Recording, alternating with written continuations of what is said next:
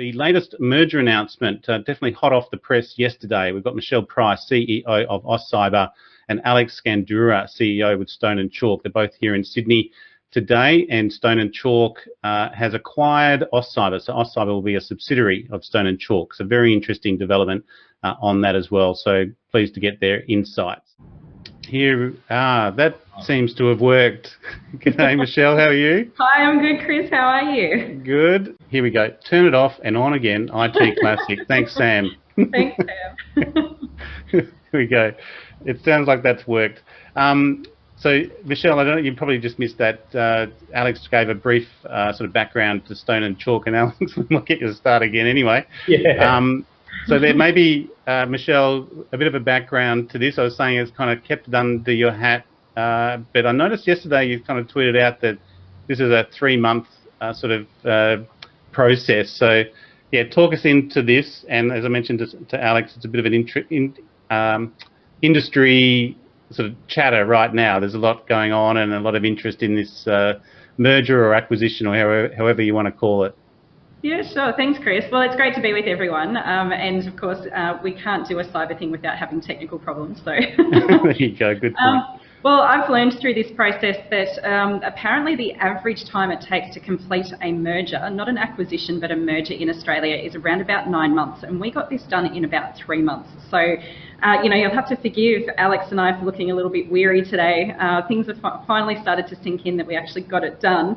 But yeah, we sort of put our heads together last year as a result of us having a partnership agreement between the two organisations, which was just a normal part of how we've been working over the past kind of 4 or 5 years. And, with COVID and all of those different kinds of aspects of things, it became really, really clear to us that there was a very big gap in the ability of all of our different infrastructure across the country to be able to have scale around sophisticated programs that help startups and scale-ups to grow and access external markets. So, we sort of thought, well, let's give it a go. And then as part of that, the government was also considering what needs to happen with the future of growth centres. And we got asked to kind of figure that out at the same time. And here we are, 3 months later. Yeah, I noticed that James Riley wrote an interesting article this morning on the growth centres, and sort of you're kind of the first one to sort of roll out into the sector. So they're an interesting sort of idea or beast in their own right. But obviously COVID has accelerated this. Alex mentioned before, and we talked last year, Michelle, at the start of COVID, the immediate impact on startups and sort of the sector that you were both working in.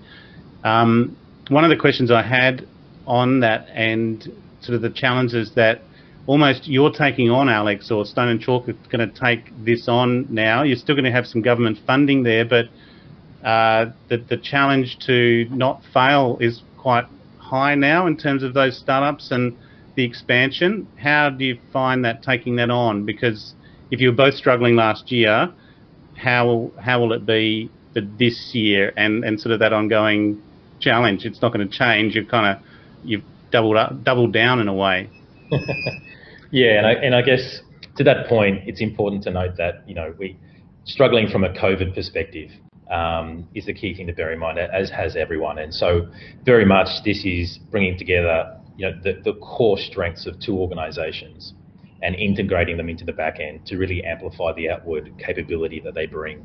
And so to your point around what are some of the benefits that we'll be able to pass on to the startups and scale-ups, as well as government and corporate partners that we work with, they're quite ranging. So at the moment, Stone & Chalk focuses on its 5 core pillars of support, which is providing access to customers, capital, talent, expertise and community to all of its portfolio companies.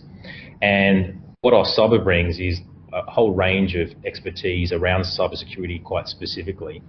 And that will also help us from the outset work with companies so that they're secure by design. So I know that there was quite a lot of discussion in your last segment around safety by design, and how important that is, especially for kids and people that are vulnerable, even more so when we're building emerging technology, and the role that we're wanting it to play in how existing industries are transforming, but importantly also how we're wanting to build the industries of the future. And so AustCyber brings that capability with them, as well as quite a strong network of cyber companies themselves. And so what we're seeking to do is not only help the more traditional, wider, if you would, commercial type startups and scale-ups of what is defined under emerging technology become much more cyber resilient and secure by design. What we're also looking to do is bring Stone & Chalk's capability of commercialization to a lot of the cybers that AustCyber has been working with, and in a way also help them accelerate their commercial success. And so that's, in a nutshell, the kind of fruit salad that we're bringing together, with a very clear vision and set of services in mind. But in terms of pressure, I mean, you're absolutely right. We've done this not because we thought it was a good idea or sounded like there was nothing better to do, but fundamentally because Hope not.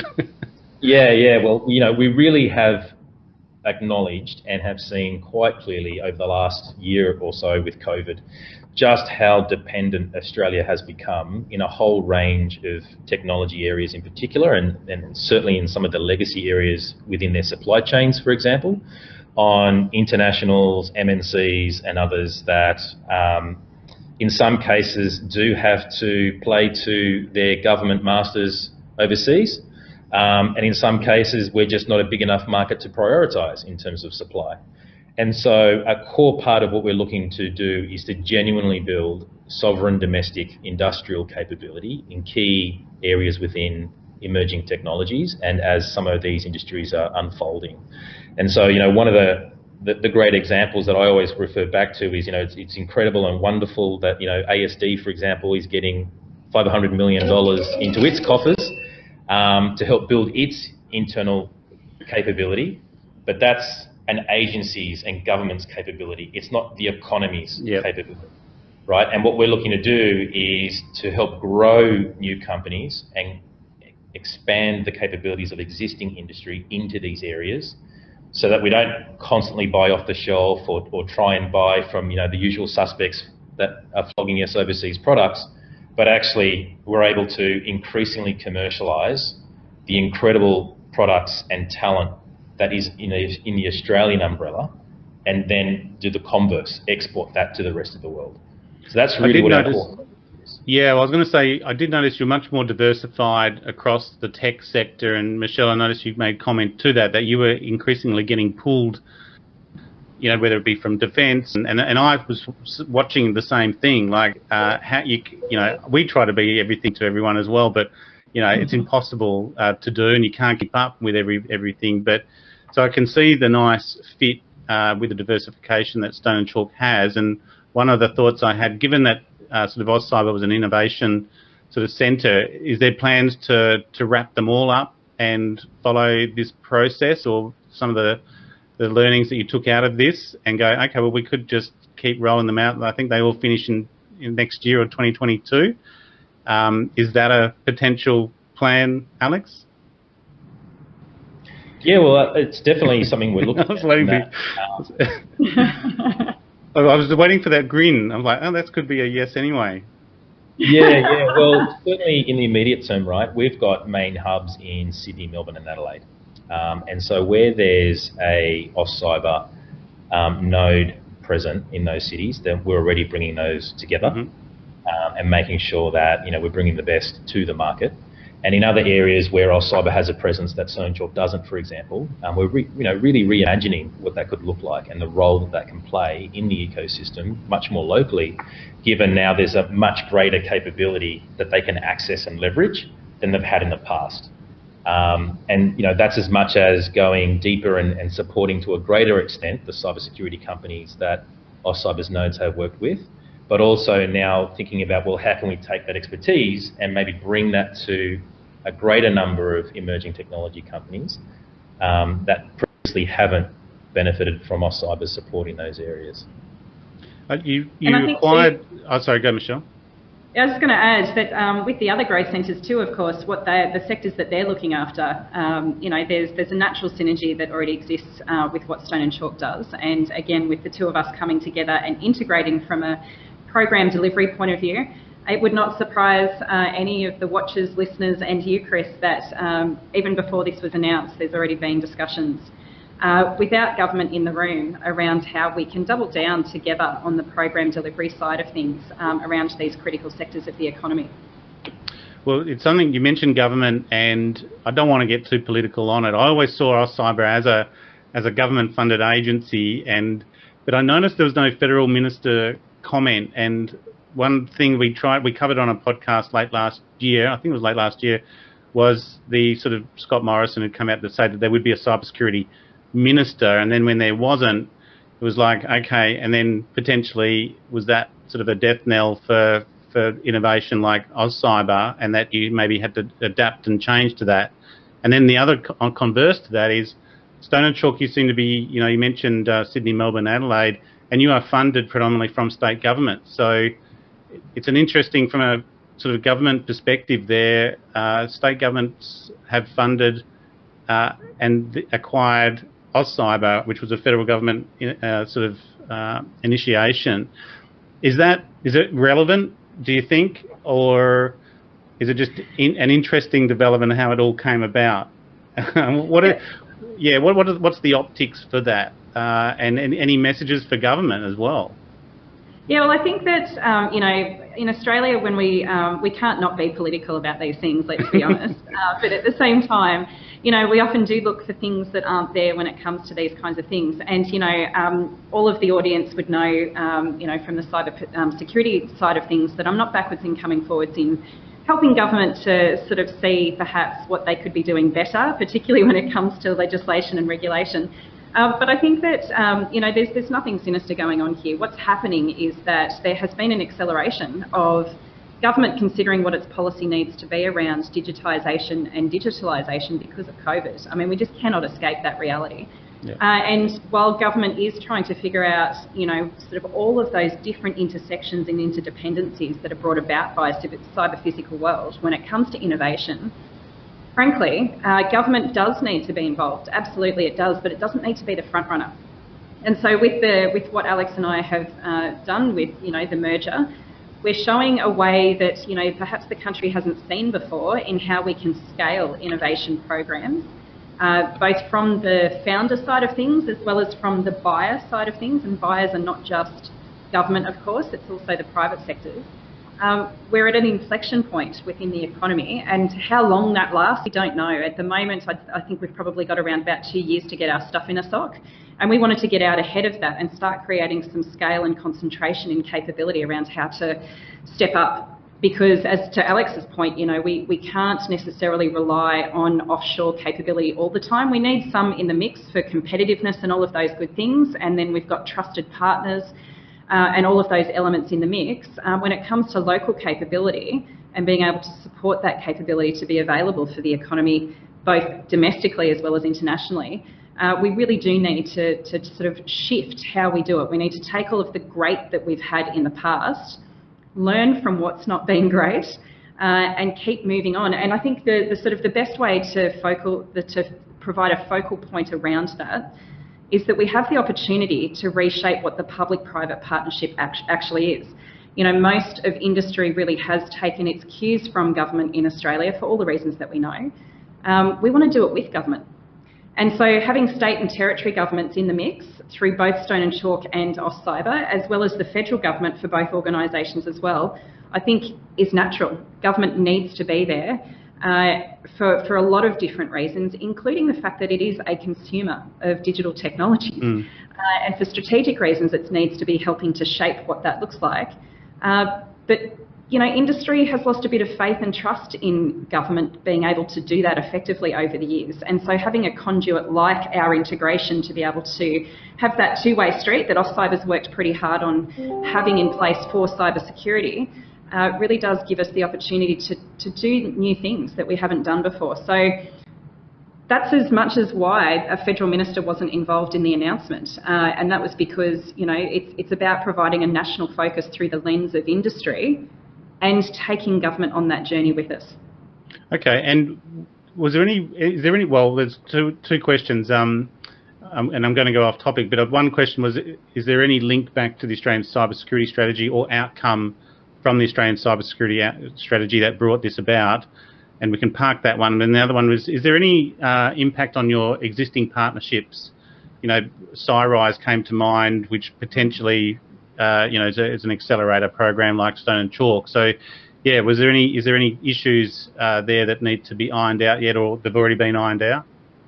Well, let's take the last question first. And so, yeah, all of our partners were notified ahead of the public announcement, obviously, and it wasn't actually really notification, it was a set of conversations. And not one conversation didn't end in a place where we're like, great, we're going to be able to scale and deepen what we're doing, which is really, really exciting. Yeah.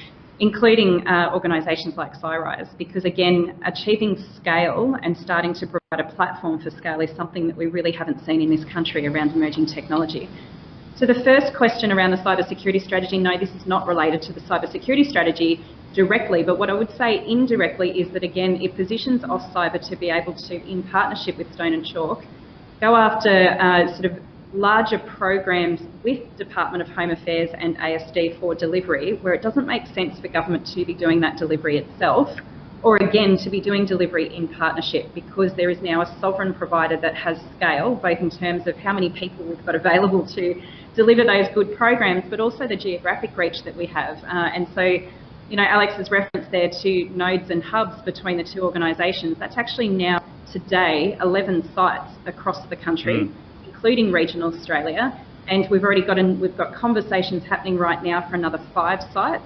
Plus, we've also got a sort of a site, if you like, in Washington, DC in the US, in spite of COVID. So that footprint is also something that doesn't exist anywhere else in the country. And so there will be, I think, increasing links back to the cybersecurity strategy over time. And the other one I had was on the board. Did we cover the other? What was my other question? I can't remember what it was now. But anyway, we'll keep going.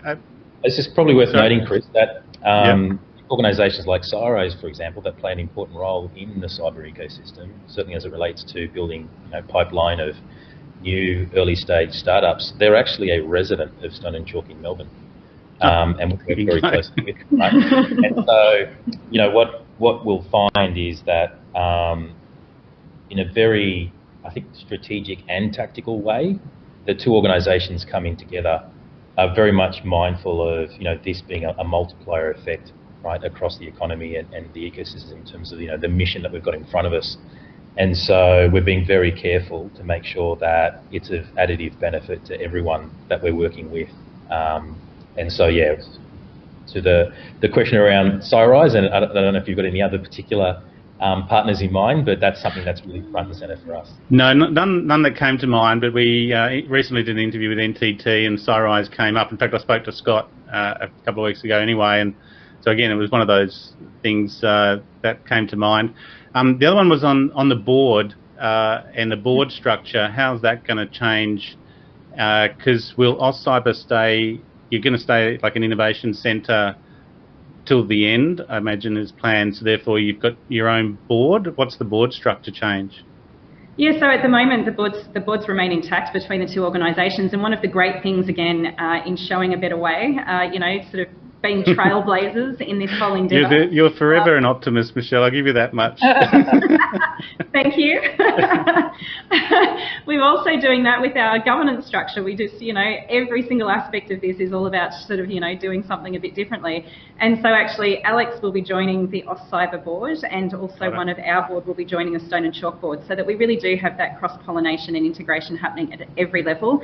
And for Alex and I, it's been like, we're so grateful, but also quite proud of the fact that, you know, both boards have been so excited by this, and it's almost as though we've kind of got to upwards manage the mums and dads here, because they are just brimming with ideas about what can happen now with the two organisations coming together, as much as, you know, sort of so many of our partners and, you know, colleagues around the economy are also saying, great, so now can we do this? And so we've already got a sort of long list of things that we need to get done, I think probably by yesterday. So. And the other part was, how did it all start? Was there a, you know, did it start from informal conversations and ideas, or was there like no, we're going to go to them with a strategic approach, and one side figured it out before the other. How always interesting how the relationship started, because as you said, you knew each other for a while. Yeah. Yeah. Which was it?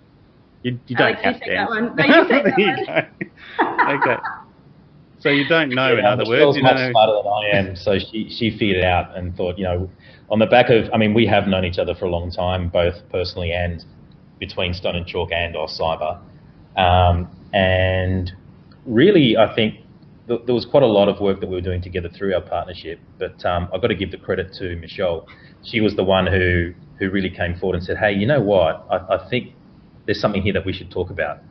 And it really just, started from there. And it was quite funny the way she did it too. Like, she came to me and said, look, don't laugh at what I'm about to tell you, but I think that there's quite a lot of merit in us potentially merging. And first of all, it just took me by surprise, because I thought, well, hang on a minute, Michelle's out there, she's a fellow hustler, she's super passionate about the ecosystem, and really driven to make an impact. And so when I realised that she was being serious and not pulling my leg, I thought, well, actually, yeah, I do think there's something in here, and let's talk about it. And before we knew it, it was blazingly obvious that there was really no downsides, besides the obvious, pressure to succeed and pull this off. But from a economic benefit perspective, and from an impact perspective, it was almost, if we didn't do it, we wouldn't be doing the right thing. That's one way to look at it. If it didn't happen, what would have happened to AustCyber? You're relying on that funding. None of the innovation centres have kind of turned into sort of entities of their own right. And one thing, again, even with Stone and Chalk, you are partially government funded, so that will continue that link that you've got. And I imagine all of the sort of the AustCyber related funding will come back in, and then once that finishes, sort of you on your own type of thing. But you've still got that state government funding. So yeah, you're going to be spending a lot of time putting in for grants, I imagine. But is that how much time do you have in that? Because that's going to be a major sort of driver, and you've still got, the reality is at least 6 to 8 months of a challenge with COVID before your residences can start to open up again. So from a business perspective, you've got some challenges, but really some opportunities there from government, as long as those relationships stay current.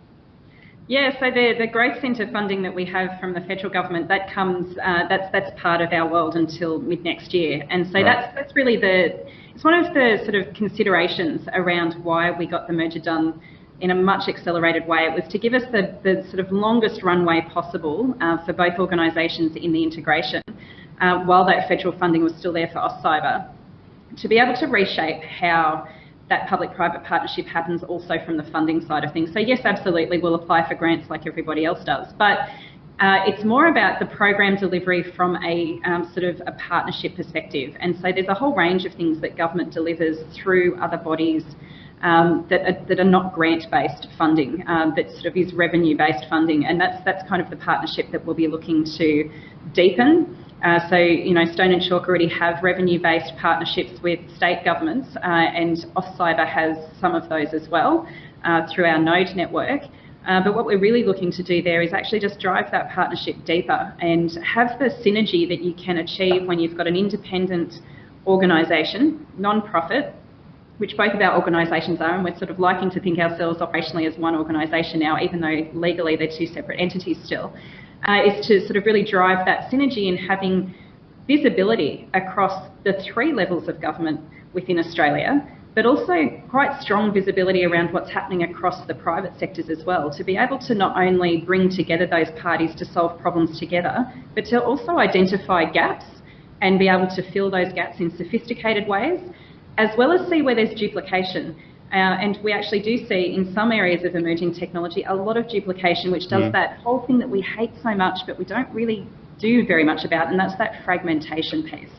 So we're really wanting to help solve at a fundamental structural level, for emerging technologies at least, that sort of lack of scale and sort of broadening fragmentation, because there's just not the focal point to deal with that fragmentation. So yes, absolutely. We do need to transition from an AustCyber point of view, and that's partly what this is about. But it provides us with that runway through till mid next year to be able to really, walk with our partners into an evolved future. Yeah, look, there's still. Someone said, that was a good question, so thank you very much. I do have a money question, and slightly awkward, and you don't have to answer it. But was there a commercial? This is a commercial arrangement, but you mentioned NFPs. Is there a commercial tick-off from this, or was it just coming together? Yeah, how did that work? So if you're asking if there's been an exchange of money... I'm asking that. That's okay. I'm happy to put the words in your mouth there, Chris. Yeah, good, thank you. Well, I mean, there could have been, right? Both organisations do have IP. Some of the IP that AustCyber owns is globally unique, and we think is actually, if we were in a different country, would be valued at hundreds of millions of dollars, and in the Australian context is often valued at nothing. And same with Stone and Chalk, the sort of frameworks around 5 pillars and the platforms that they have built around that. There's a huge amount of value in the IP that we bring together, but it's a meeting of partners. So there was no money exchanged. Although actually, Alex, how much we would have partnered with you then. How much has there been exchanged, Alex? You take that one. Say that again. You take that. How much money will there be exchanged? There's going to be all of $2. Okay, yeah. So there's a share there. Someone has to take a share, right? That's right. And that's where sometimes there is a bit of that confusion where, some of the headlines have said, Stone and Chalk acquires AustCyber. Yes. Really what we're doing is integrating the two organisations together, and because they are both NFPs, then, if we're not looking to dissolve one of the entities into the other from a, corporate structure perspective, one has to be, the controlling interest of the other. And so, strictly speaking, under corporations law, you could say that, that means it's kind of like an acquisition. But yeah, but you could have said acquisition, Stone and Chalk acquires AustCyber for $2. Yeah, that's right. Look, and it's one of those things, I had seen a drop in your last report, Michelle, a drop in the number of startups coming through. And maybe, Alex, a good one for you, across the ecosystem of what you're doing, the impact of COVID on startups, because I just did an interview last week with Anthony Stevens from 6Clicks, and we came up with the term COVID native. They launched in sort of the start of COVID, and they've just raised $7 million so far, and they're already in the US and the UK. It's almost assisted them with their expansion. They don't have to fly over; they can just do it remotely, and everyone's used to it. Yeah, what's been the last 12 months from your observations? Not just obviously cybersecurity, but across that ecosystem of startups, the challenges that they've had and the type of impacts that it's had on them? Yeah, it's interesting, and I think it's certainly varied as well as time's gone on throughout COVID. So the experience that a lot of startups and scale-ups were having towards, call it, the first half of COVID was actually quite punitive. Those who had started funding rounds were basically either put on hold, or those that had been committed and secured funding, for example, were withdrawn. And so there was quite a lot of challenge faced in certainly capital raising, and then also in the areas around revenue, for example, where there were quite a few who had contracts cancelled, orders cancelled, pilots cancelled, for example. And so, in the first 6 months of COVID, it was really grim. We were really worried. We were doing quite a lot of work in the background with the federal government in particular, in trying to make sure that a lot of the kind of JobKeeper initiatives and measures also included and were done in a way that startups would actually be able to benefit from, because we were really genuinely concerned around it, having a catastrophic collapse of the ecosystem. But to your point, more recently, what we've seen is, I think in the second half of COVID, and especially these last 3 months, is as the kind of panic and everything else associated with it, and it's getting much more under control, I think the risk that investors and certainly some customers are seeing is really starting to dissipate, and seeing articles from the RBA and others saying how quickly they're forecasting the economy is going to ramp back up, and the stark decreases in unemployment numbers, for example, is really changing both consumer sentiment but also investor sentiment. And so what we've found, exactly like the example you've just showed, is that we've actually had, various startups raise significant amounts of money, in the last 3, maybe to 6 months. And for us, obviously, that's, really positive news, because there's a lot of capital that's just sitting there looking to be deployed, and they're waiting for the right settings and, the right comfort levels, if you will, to say, okay, I think it's going to be okay now. COVID's not going to burn the world and set us on fire. Maybe now's the good time, and in some cases I might be able to get a better deal than I thought I could. And so whilst it's not perfect for founders, getting the capital in versus going belly up is a much better outcome. And so we've definitely seen that, and we're also starting to see corporates based here in Australia, for example, really starting to follow suit, but obviously much slower. So I'm quite bullish around 2021, certainly the second half of 21, once the vaccines start to kick in. I think we might actually have, hopefully, a bit of a rampage on our hands here in Australia as it relates to the startup and scale up ecosystem.